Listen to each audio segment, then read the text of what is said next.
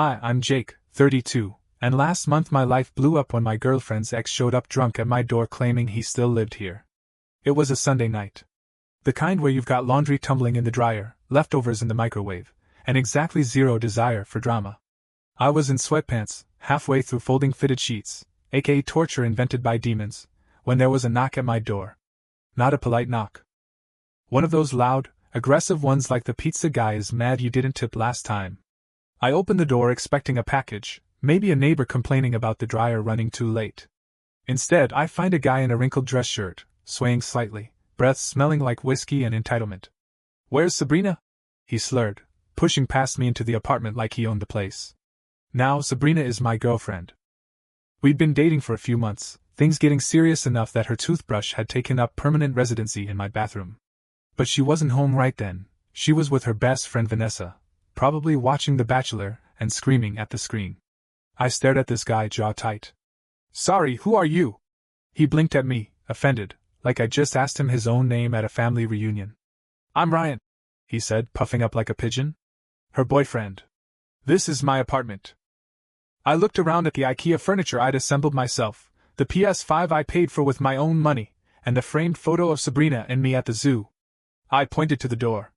"Buddy, I think you've got the wrong timeline." Ryan scoffed and plopped himself down on my couch like he was claiming land. "She's just confused.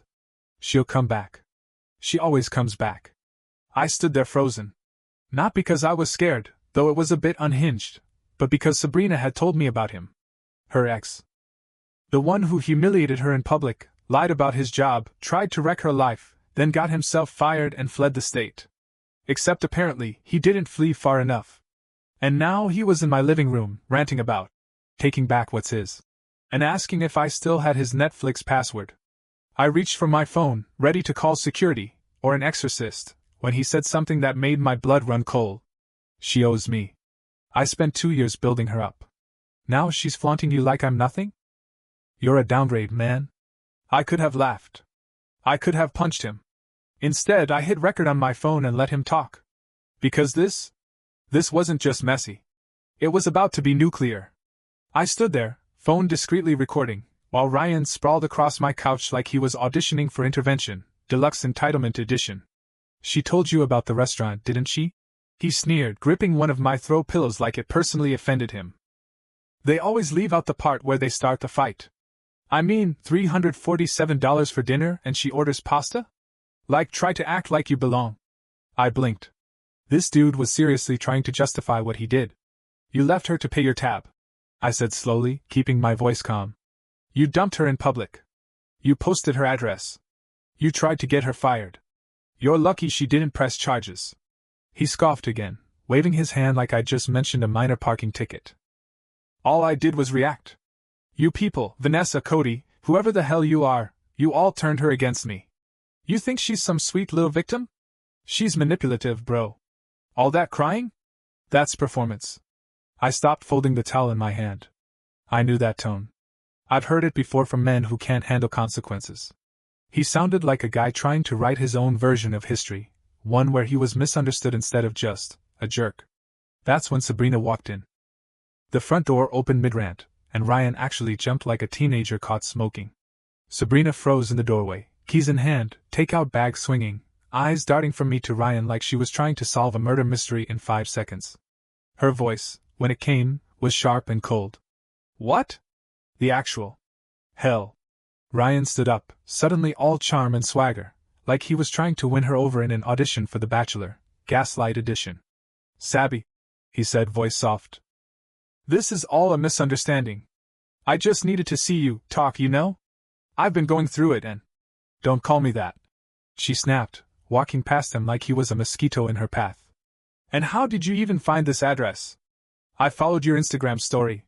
Reflected in the mirror behind you? You left your apartment number in the shot. Rookie mistake." I swear to God, I saw her soul leave her body for a second. She turned to me. "Did he touch anything?" "Only my pillow," I said. "Might want to burn it." Sabrina dropped the bag of food and walked up to Ryan, who suddenly seemed way less confident now that she was 3 inches from his face. "I told you we were done. You humiliated me, lied to everyone, made me question my sanity, and now you're stalking me?" I should call the police. Ryan's mask cracked. You're overreacting. All of this, just because I left you at one dinner? One dinner? She repeated, voice trembling now, but not with fear. With fury. You torched my self-esteem. You made me pay to be insulted. You embarrassed me in front of your friends, your family, your coworkers, and when I finally stood up to you, you posted my address online. Just to Pablo. He muttered, suddenly very interested in the floor. You think that makes it better? At this point, I had my phone in my hand, ready to call the cops. Ryan was visibly unraveling, tugging at the collar of his shirt, pacing a little. I just wanted her back, he mumbled. That's all. You ruined everything. No, Sabrina said. You did. And then, like he realized this wasn't going his way, Ryan suddenly made a move for the door, grabbing Sabrina's arm on the way. He never made it. Because I stepped between them and said, You need to leave. Now. Or I swear, this becomes a whole different evening. And then behind me, a voice added, Actually, it's already becoming one. We all turned. Vanessa. Standing in the hallway with her boyfriend, a 6'2" kickboxing instructor named Marcus. Game. Set. Match. Ryan froze like someone had just pulled the fire alarm inside his brain. His eyes flicked from me, blocking the door, to Vanessa, arms crossed and smirking, and then to Marcus, who looked like he'd walked out of an action movie and was very ready to wreck someone's day. Marcus stepped forward, calm but serious. You need to go. I didn't touch her. Ryan blurted, already backpedaling. I didn't do anything. Sabrina pulled her arm away and wiped it like his hand left a stain. You don't get points for almost assaulting someone. Vanessa just snorted.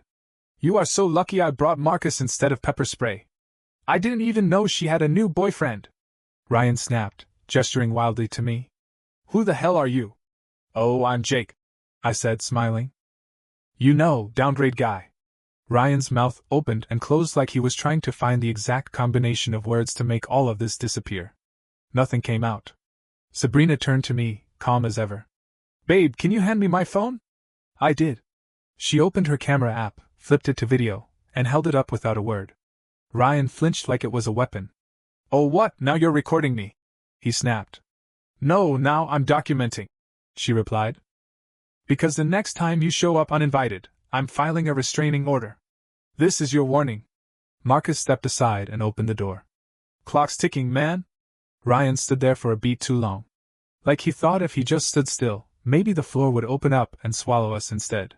Finally, he muttered something about everyone being crazy, and stormed out the door. He didn't slam it. Marcus, disappointingly, didn't follow him to the elevator and throw him into it like a scene from John Wick. But the quiet after Ryan left was surreal. Vanessa flopped onto the couch with a sigh. What the hell, Sabrina? You didn't tell us he knew where you live.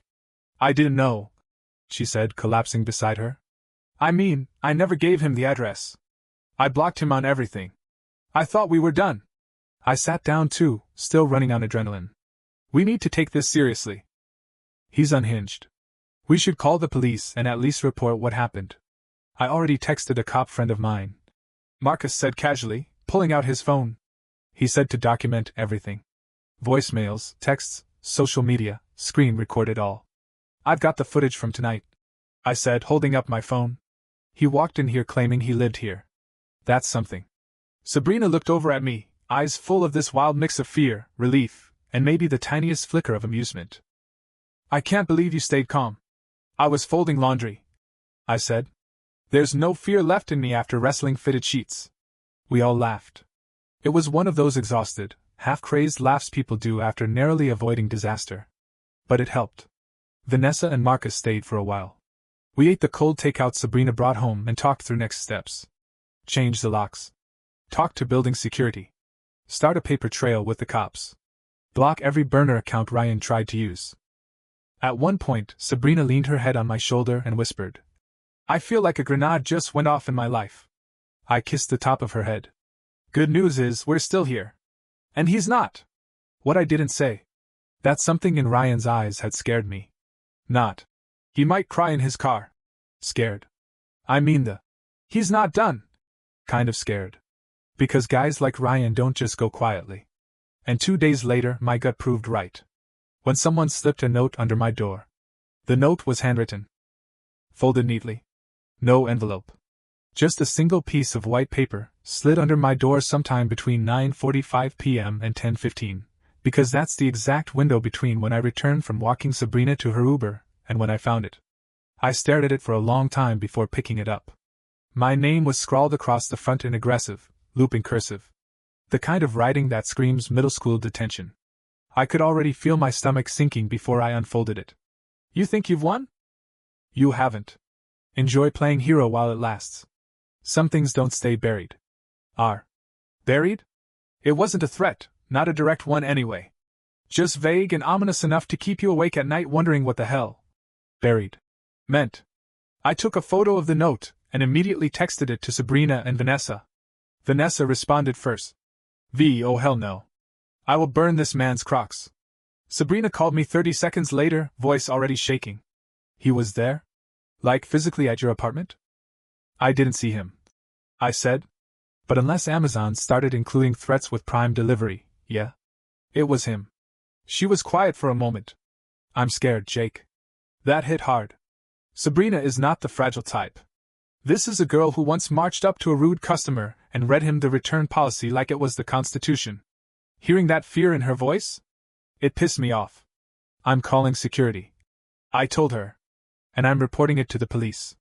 We're not letting this slide. She agreed, and we both stayed on the line as I spoke to the front desk. The overnight guy hadn't seen anyone suspicious, but he promised to check the cameras and log the incident. Then I filed a report with the police. When I hung up, Sabrina whispered, "He's unraveling, isn't he?" Yeah. He was. The next morning, Sabrina came over with bagels and her laptop, saying she didn't want to be alone. We spent the day huddled in my living room with the blinds drawn, half watching old Brooklyn Nine-Nine episodes and half waiting for another shoe to drop. Around noon, Vanessa showed up unannounced, laptop in hand, announcing she'd taken a personal day and would be setting up a command center at my dining table. Cody joined us an hour later with his work bag and a box of donuts. I told my boss I had food poisoning. Technically true if you count emotional nausea. And just like that, we had an impromptu war room. 4 people in various degrees of stress sweat, pooling our information and screenshots like we were building a case against an international crime syndicate. Which, honestly, didn't feel that far off. Vanessa had already dug up old posts from Ryan's Facebook history. Weird quotes about loyalty. Half-baked rants about people pretending to be perfect. One particularly concerning post from years ago that said, "Sometimes the only way to be heard is to break something loud enough." Meanwhile, Cody had gotten wind that Ryan had definitely been fired. His badge access had been revoked, and HR had sent a vague, "He no longer works here," email to the team that morning. But here's where it got weird. When Cody checked the internal messaging system to see if Ryan's name still showed up, it did. Only now, it was linked to a different profile. One created a day ago. With a different last name. We all looked at each other. "He made a new account?" Sabrina said. "Isn't that like, against, I don't know, employment rules or reality?" Cody nodded. "Total violation. IT would never approve that. Which means either someone let it slip through, or he found a way in." "Why?" I asked. "What's the point of sneaking into a system where he doesn't work anymore?" And that's when Sabrina put it together. "Because of me," she whispered. "Because he might be trying to access my file." See, before Sabrina was managing the retail store she worked at, she had briefly applied to Ryan's company, before they ever dated. She'd mentioned this in passing once, early in their relationship, like, "Oh, I think I sent in a resume to your place a few years ago, never heard back." At the time, Ryan had brushed it off. Now it looked like maybe he hadn't. Vanessa immediately started Googling. Meanwhile, Sabrina texted an old coworker who had gotten hired at Ryan's company a while back. Her friend confirmed, applicants' personal info, emails, addresses, even emergency contacts, stayed in the system for years. Meaning Ryan, at some point, could have had access to all of it. My blood ran cold. "So that's how he found your old apartment. Your parents' address. My place." Sabrina's hands were shaking. Vanessa took her phone gently. "Okay, new plan. You're staying here. No arguments.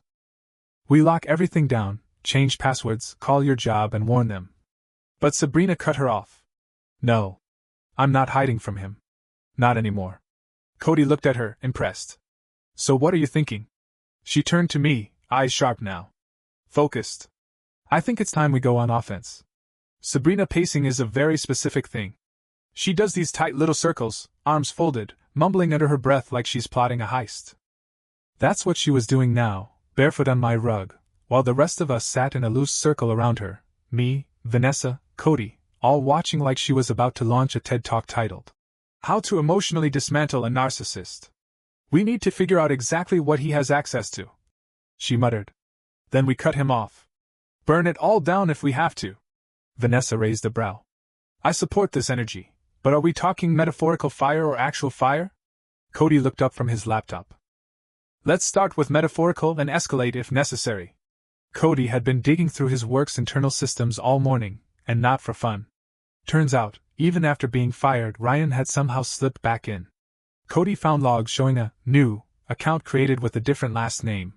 But it linked back to Ryan's old IP address and pinged the applicant archives. "He tried 3 times in 2 days," Cody said. "Looking for Sabrina's old file." Sabrina tensed.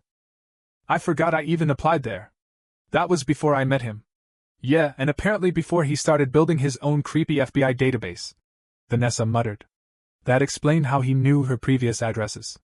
Even her mom's contact info from when she was still listed as Sabrina's emergency contact. The thought made her nauseous. Cody leaned forward. "We lock everything down today. Phone, bank, social, everything." I nodded.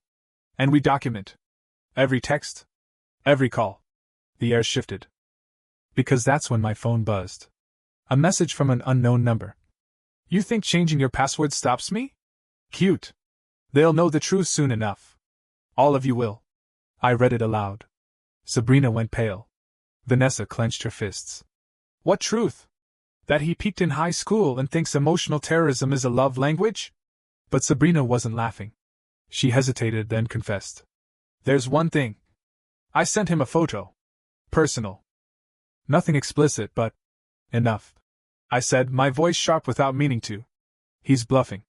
Except a minute later, her phone buzzed. "Your photo was uploaded." She froze. Opened the link with trembling hands. The room held its breath. But it wasn't a private photo. It was a document. Scanned. Old. Blurry. Sabrina's voice cracked. "That's my mother's signature." Cody leaned over. "This is a legal form." "Guardianship?" Vanessa looked stunned. "How did he get that?" And suddenly it hit me. He'd been watching her. Not just now. Not since the breakup. But before they even met. We stared at the screen like it might suddenly change into something else, anything else. But the image stayed frozen, a document dated nearly 15 years ago, bearing Sabrina's full name, her mother's signature, and stamped with the court's seal. A sealed guardianship form. Sabrina sat down slowly, like her legs gave out. That file was locked away. In a safety deposit box. After my mom passed, my uncle handled everything. He said he turned the documents over to my dad's lawyer. I haven't even seen this since I was 16. Cody was typing furiously again. If he has access to sealed court documents, that's not just creepy. That's illegal. But how would he even get them? Vanessa asked. Like he just woke up one day and said, time to ruin someone using 2009 paperwork. Sabrina looked down at her hands. He used to ask a lot about my mom. About my childhood. I thought it was, I don't know, sweet? Like he cared. I rubbed her back gently. You didn't do anything wrong. No, she said softly. But I think he was collecting pieces of me. Little things. Bits of my past. So he could use them later. Cody cleared his throat. You're not gonna like this. But this wasn't the only document he uploaded. He turned his laptop toward us. I accessed the upload folder from the link he sent. It's public. No password. On the screen were 5 files. The guardianship form. A blurry photo of Sabrina at maybe 13, sitting on a swing. An email thread between Sabrina's mother and her high school guidance counselor. A yearbook skinned from junior year. And a typed letter. Dated the month Sabrina's mother died. Vanessa clamped her hand over her mouth. No. No. That's a violation. Sabrina didn't say anything. She just stared. Frozen. I clicked the letter and opened it. It was addressed to Sabrina. From her mom. Typed but signed by hand. A goodbye letter. The real kind. The kind a dying parent leaves when they know their time is short. Sabrina made a choking sound and lunged forward, slamming the laptop shut. I don't want to read that. Not like this. Not from him. We sat in stunned silence. Cody finally said. He had to have gotten these from somewhere real. This isn't just a social media stalker. This is targeted. Intentional. Like he's trying to break her by digging up every vulnerable piece of her life.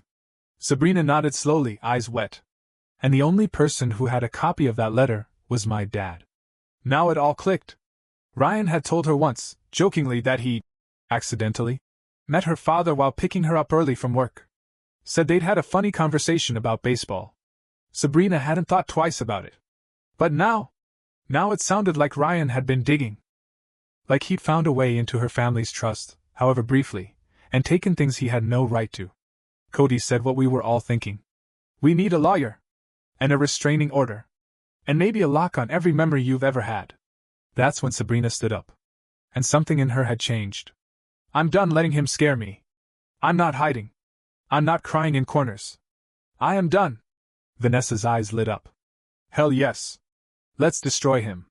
But Sabrina raised a hand. Not with rage. Not with chaos. With facts. Receipts.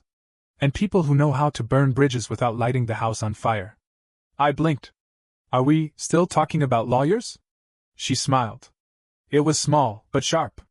We're talking about Tina. Ryan's mother. Cody sat up straighter. Wait, you want to involve his mom? She deserves to know, Sabrina said. She always treated me like family. And Ryan's spiraling. If anyone can talk sense into him, or at least tell us how deep this goes, it's her. And if not? I asked. Sabrina met my eyes steady. Then I give her a choice. Help us. Or I take everything public. Vanessa gave a low whistle. Oof. Okay, that's cold. I love it.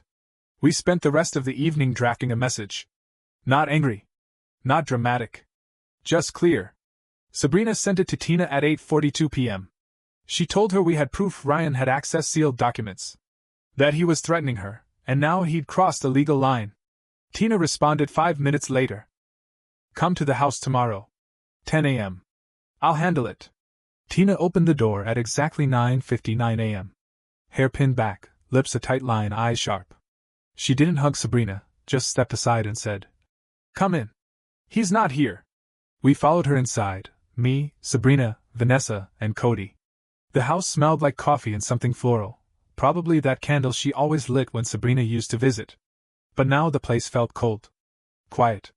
Like even the walls were holding their breath. She led us to the living room. Sat across from us, hands folded. Is it true? She asked. Did he really do all this? Sabrina opened the folder. Inside, screenshots, timestamps, photos of the letter, messages. A timeline.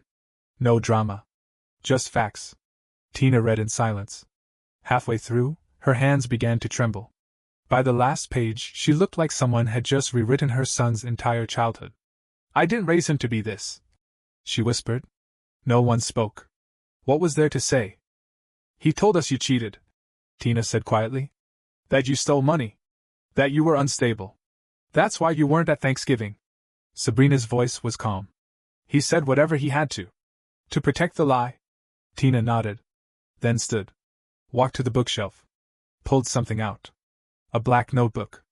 I found this in his room after the dinner. She handed it to Sabrina. Inside, names. Dates. Her friends. Jobs. Addresses. It wasn't stalking. It was tracking. Tina sat again, staring at the floor. I've called a lawyer. And a therapist. He's not staying here again. Sabrina nodded. Thank you? No hugs. Not yet. But something passed between them, quiet, steady. When we left, Tina walked us to the door. She paused. If you press charges, I'll testify. That afternoon, Sabrina filed the restraining order. Cody submitted the evidence to HR. Ryan's LinkedIn disappeared 2 days later. One last burner account posted. You can't cancel the truth. We never saw him again. Sabrina's doing well. Therapy. New job.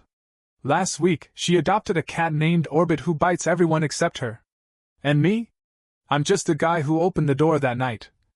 And made sure it never closed behind her again.